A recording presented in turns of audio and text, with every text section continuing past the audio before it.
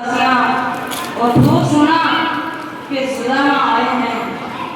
नाम सुनते ही भगवान सारे श्रृंगार को भूल गए और 7 सीढ़ियां पार करके भगवान सुदामा जी से मिलने गए। भगवान का पीताम्बर नीचे गिर गया, कोई भी सुध नहीं रही भगवान को। और सुदामा जी और भगवान दोनों ही गले से मिले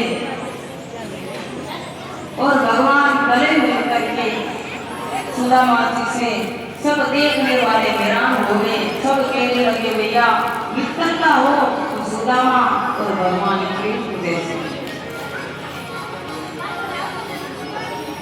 सुदामा जी ने सोचा मेरे मित्र इतने कोमल हैं और मेरा कल इतना कठोर है, मेरे मित्र को कोई कष्ट ना होगा। तो सुदामा जी ने अपना आलिंगन कर लिया। भगवान ने भी सोचा मेरे मित्र इतने कमजोर हैं, उनको कोई कष्ट नहीं है, तो भगवान ने भी अपना बंधन शीतल कर दिया।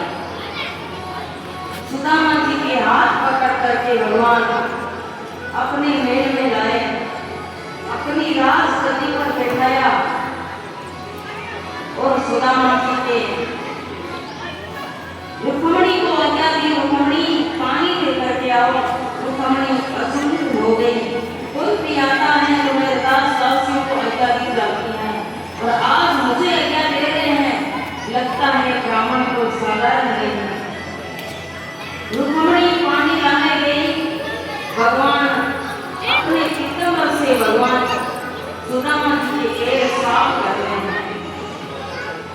कपोल फूटे हुए हैं, इसमें धूल का कण भरा हुआ है, तो भगवान साफ कर रहे हैं, कांटे निकाल रहे हैं भगवान सुदामा जी के।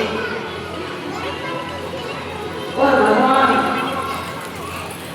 रोने लगे और सुदामा जी से कह रहे हैं ऐसे हाले भरे सो पद कंडत झाल लगे कौन जो आए महादूत पाए सखा तोड़ बोल ही तेरी एक सुदामे की दीन दया, एक सुदामे की दीन दया, करुणा करके करुणा ही दियोरे। पानी पला के आग छुयो नहीं, मेरा दिल जल से भर रोए। पानी पला के आग छुयो नहीं, मेरा दिल जल से भर रोए। भगवान रोने लगे और सुदामा जी से इतने में रुक्मणी पानी नहीं ला पाई। भगवान के आंसुओं से ये कार्य परिपूर्ण हो गया। भगवान ने आंसुओं के जल से सुदामा जी के चरण धोए और भगवान ने सुदामा जी को स्नान कराया। स्नान करा करके भोजन कराया। भोजन करा के ऐसे स्वयं पर सुलाया जैसे दूध का झाग होता है, ऐसा प्रतीत हो रहा था सुदामा जी को। भगवान चरण दबाने लगे तो रुक्मणी पंखा करने लगी। ऐसा सौभाग्य मिला तो केवल सुदामा जी को मिला कि साक्षात भगवान नारायण चरण दबा रहे हैं और साक्षात लक्ष्मी हवा कर रही है। भगवान ने सुदामा जी से पूछा सुदामा तुम्हारा विवाह हुआ है कि नहीं? सुदामा जी का मित्र इच्छा तो नहीं थी पर घर वालों ने कर दिया विवाह और उनका नाम भी सीधा साधा है, सुशीला नाम है। पर तुम्हारा विवाह हुआ है कि नहीं कन्हैया? भगवान ने कहा हमारी छोड़ो, हम तुम्हें पूछते हैं। सुदामा जी के चरण दबा रहे हैं और सुदामा जी मन में सोच रहे हैं इतने राक्षस हैं, इतनी रानियां हैं, इतना ठाट है, पर मैं चावल की पोटली लेकर के आया हूँ, क्या मेरी हंसी नहीं होगी? तो सुदामा जी ने कस करके बगल में दबा लिया। भगवान ने पूछा सुदामा कब से तुम इस हाथ को उठा रहे हो, क्या तुम्हारा हाथ दुख रहा है? सुदामा जी ने कहा हाँ मित्र मैं यात्रा से गया हूँ इसलिए मेरे हाथ टूट रहे हैं, तो मैं हाथ दबा देता हूँ। कन्हैया बिल्कुल भी मेरे हाथ के हाथ मत लगाना। भगवान ने हाथ दबाया तो बगल में पोटली भगवान को दिखाई पड़ी और भगवान ने खींच करके पोटली को निकाल दिया। और सुदामा जी की पोटली निकाल करके भगवान खोल लिया और चावल की पोटली खोल करके भगवान पाने लगे और प्रसाद पाते पाते 2 मुट्ठी चावल भगवान ने खाए और तीसरी मुट्ठी में रुक्मणी ने हाथ पकड़ लिया।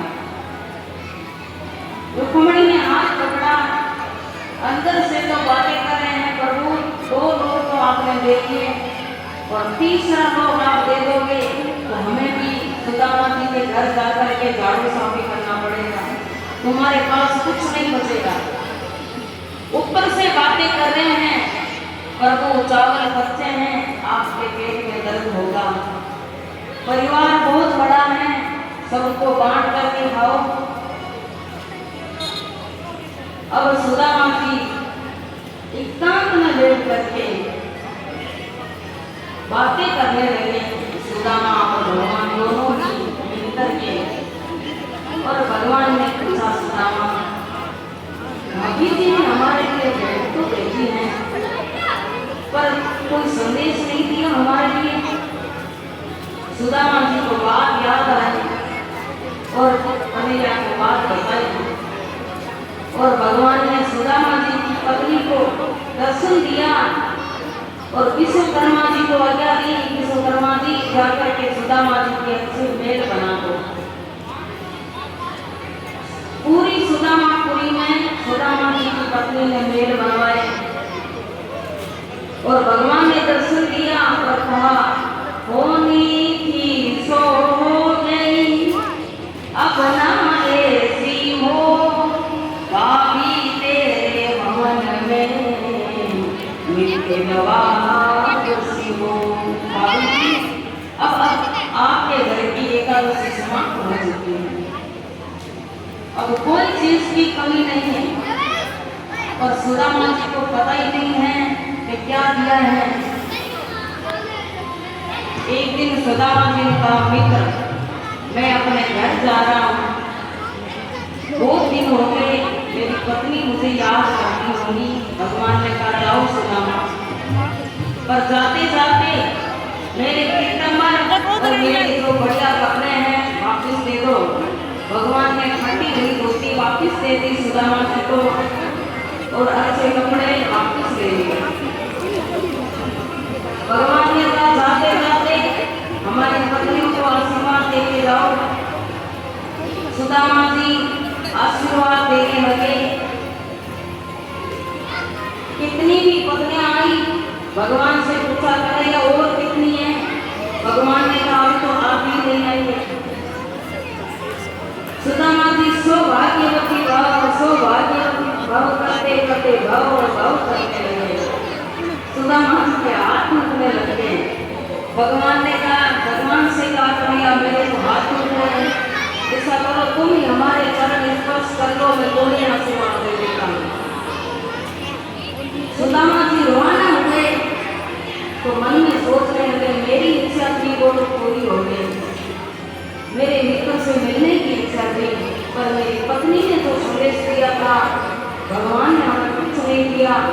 तो सुदामा जी मन में सोच रहे हैं आया खाली हाथ जो गया खाली हाथ, आया खाली हाथ जो गया खाली हाथ। कैसा दीन दयाल है कैसा दीनाना, पगला सोच रहा ये लाज कमारा सोच रहा, ये पगला सोच रहा ये लाज कमारा सोच रहा। अब सुदामा जी अपने नगरी में पहुंचे वृंदापुरी में। तो वृंदापुरी में सुदामा जी की झोंपड़ी नहीं थी, बड़ा मेल था और सुदामा जी सोच कर रहे हैं।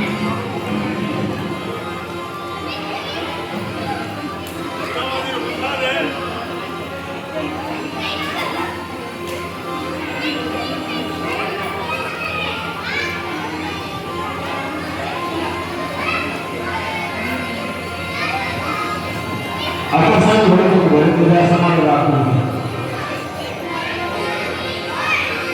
तो सदावती को प्रसाद है अपन घर में चावल रखा चावल में दाल मिला दिया सदावती को प्रसाद है और चावल मिलाने का सबने प्रसाद बन गए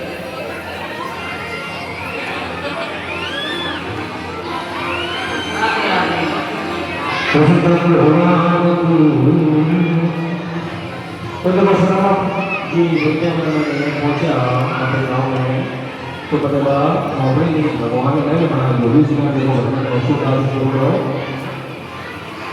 मैं खतरे सुनो